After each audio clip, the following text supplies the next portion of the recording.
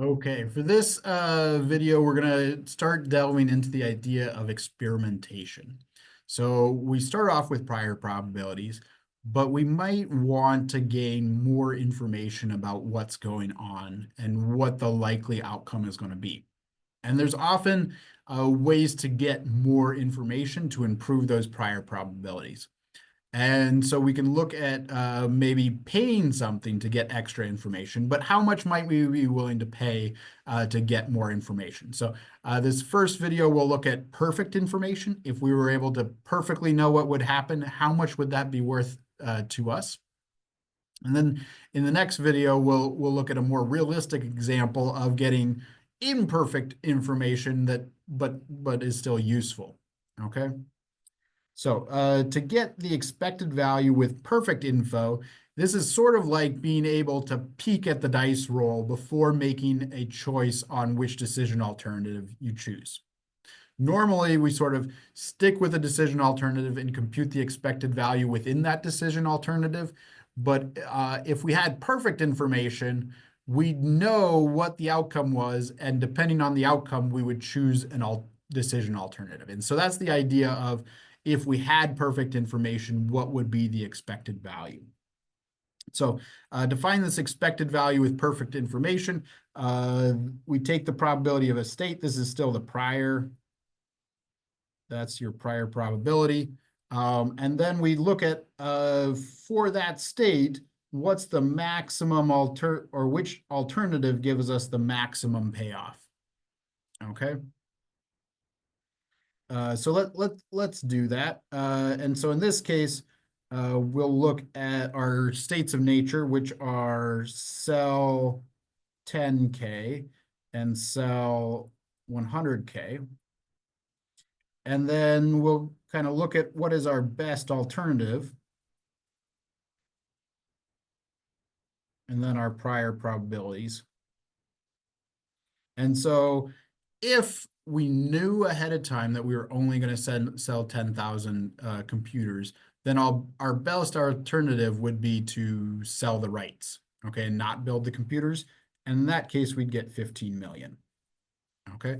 On the other hand, if we knew ahead of time and we had kind of perfect information that we were going to sell 100,000 computers, then we would build the computers because then we would expect to get a profit of 54 million. And we use the same prior probabilities, so a 0.6 chance that this would happen and a 0.4 chance that that would happen. And then to compute our expected value, we now use the best possible alternative for each state of nature. And so we'll get 0.6 times 15 plus 0.4 times 54. And so this is the expected value with perfect info. Okay, so this is sort of being able to pull back the curtain and peek and know ahead of time what the future will hold. So you got a crystal ball if you got this perfect information. And if we go ahead and compute that, we'll do 0.6 times 15. Okay, realize I didn't have this on my cheat sheet already computed out. But 0.6 times 15 plus 0.4 times 54, that gives us an expected value of 30.6 if we had perfect information. So essentially with these payoffs, this is the best possible we could do, right? If we had kind of perfect information, this is what we'd expect on average to get. And then from that, we can compute what's called EVPI, which kind of confusing. This is expected value of perfect information versus with perfect information. But we take the expected value with perfect information, this 30.6, and subtract off the expected value without experimentation. That expected value without experimentation would be the 21.6, which is the expected value of the best alternative if we don't have perfect information or don't have any experimentation or extra information.